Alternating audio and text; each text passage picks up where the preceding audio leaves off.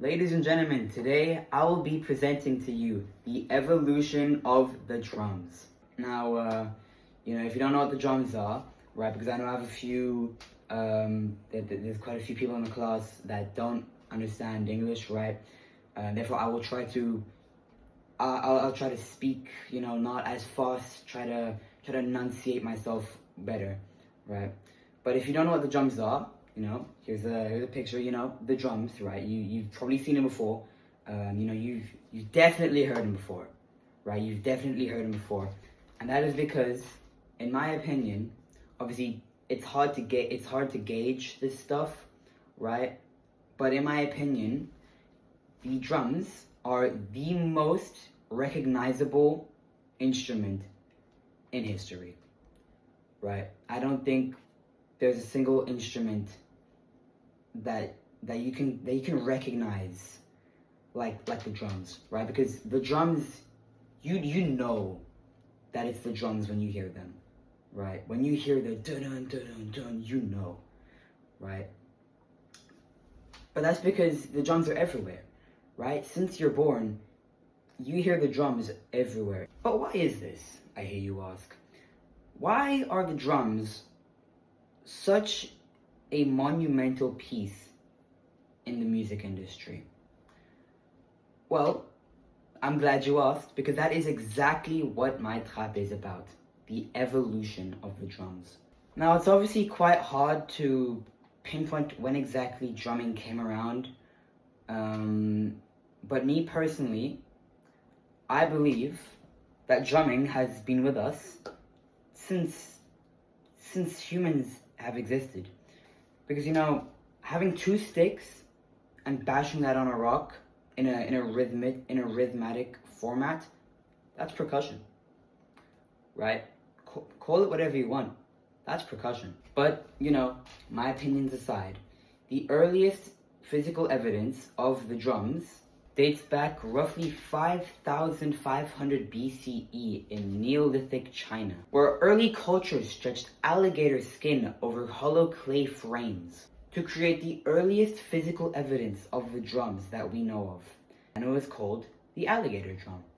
Now, these drums actually have a pretty interesting story behind them. So basically what would happen is, basically during ceremonies, there would be this priest, a shaman, they called it, right? And this shaman would bang on the drums, right? He would boom, boom, boom, boom, right? And they believed that this would allow them to communicate with the gods, right? The spirits.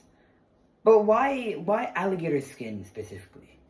Well, you see, when an alligator is looking for a mate, they make this sort of deep, sort of rumbly kind of noise, right? Obviously, I'll play the sound right here. People back then thought that mimicking the sound of the alligator with the drum had some sort of power to it, right?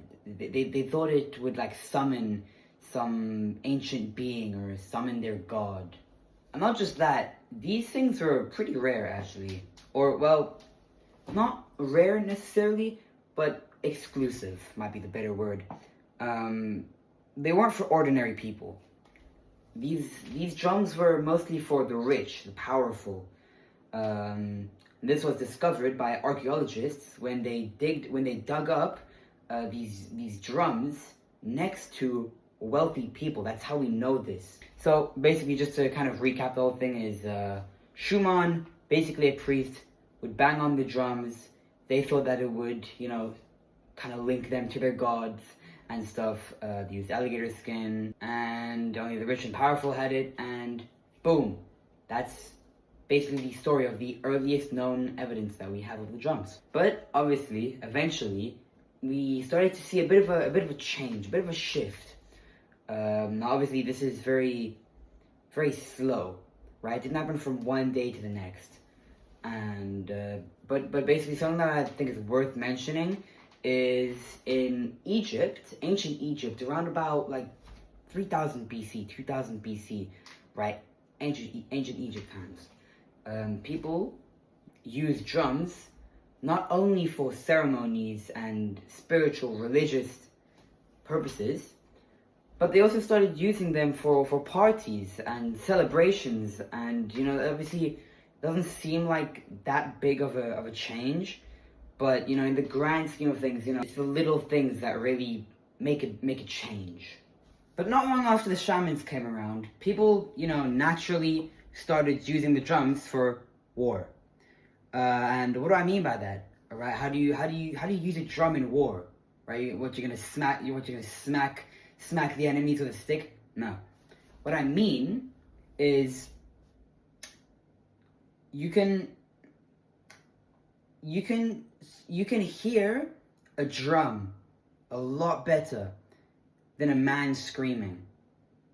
So basically what I mean is on the battlefield, right? The commander would need to give orders. And instead of just shouting like, "Oh, you go from the right, you go from the left, blah blah blah," because from hundreds of meters away, you can't really hear that well. You can't really hear the guy screaming that well. And soon they're gonna need a new commander because the last commander probably has no more voice. So solution was drums. Basically, they would do like dun dun dun, for example, would mean you go left, dun dun dun dun would mean you go right. And basically the drums would basically be a way to communicate what to do. And it wouldn't just be to communicate, right? It would also be an intimidation tactic, right? You hear those drums, dun dun dun dun dun dun dun dun, dun, right? And the opponent gets scared because they hear these big ass drums, and they're like, "Oh damn, that's real, right? That's scary, right?" So it's also an intimidation tactic. And obviously over the years, there's been a lot of different forms of drums, right? You have a few thin drums, big drums, right? Like older drums are gonna look a lot different compared to newer drums. And not new as in now people don't really use drums anymore. They have different stuff like radios and stuff. But like the latest age where we use drums looked a lot different to the earliest. And now I want to go over all of the different war drums that we used over time.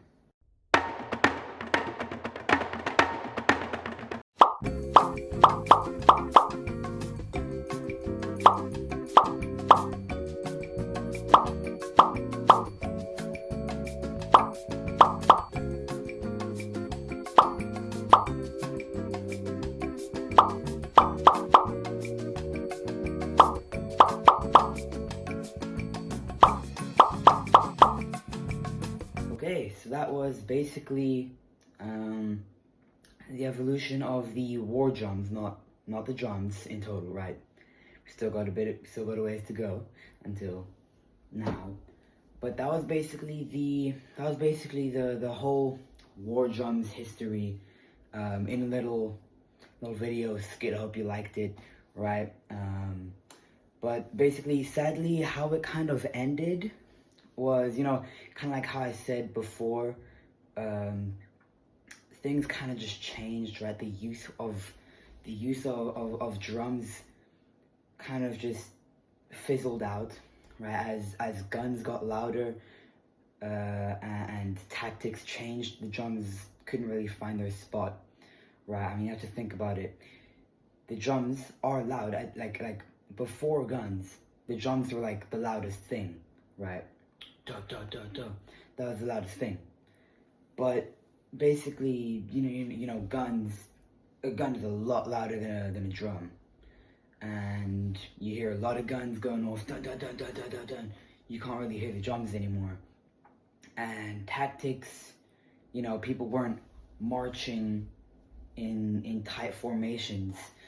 People were spreading out and everything, and tactics kind of just changed in general. So then basically after the war drums kind of ended, the same ex-military guys that would play the drums, because they lost their jobs obviously when the drums kind of fell out of business. Basically what they did is they kind of they kind of created they kind of created the kind of the structure, the base structure of kind of drumming what we know it today. Because like, for example, the jazz artists, right, in those early times, the jazz artists were the ex-military guys, and the ex-military guys, they didn't just kind of drop all their skills. Obviously, they kind of they kind of transformed the stuff that they learned in the military, and they kind of transformed that into jazz and kind of like music and stuff. So basically, how the drum kit kind of came along is, you know, on the set, on the stage, you'd have like 7 or 8 guys kind of waiting for their cue. And what I mean by this is, you'd have like one guy waiting to strike the drum, and you'd have the other guy kind of waiting to strike the cymbal, and because back then the drum kit wasn't invented yet, so you'd have like 7 or 8 guys just kind of waiting to do their thing, and obviously that costs a lot of money. The venues and the people kind of orchestrating it, they didn't really want to pay all that much money, and so they were kind of like, so the drummers kind of had to figure out a way to kind of play everything at once, so to say. That's basically when the trap kit started to emerge, right? Obviously, here's a picture, trap kit, and it, as you can see, it kind of looks like what we already have now, just like a little bit different. And from the trap kit, you know, the idea kind of stayed the same. Obviously, the drums do look a bit different now, right? Everything is arranged a lot more efficiently, and just, it's kind of, the drums now are just optimized to sound as good as possible and just be as efficient as possible. But the overall structure and the overall idea is the same, and it's kind of been the same since the trap drum kit. And that's basically the full story of the drums, right? From all at the start, when people were bashing 2 pieces of sticks on a rock, to now, to one of the most influential and heard instruments, and one of the most important instruments of all time. That in essence, that's basically the entire story of the drums, in short. And with that, I would like to thank you all for listening to my little presentation here, and yeah, thanks for listening to my trape. It's been quite a ride. It's been quite a ride, and I wish the best of luck to the rest of you guys on your trapes, and I hope it also goes well. And yeah, thanks for watching.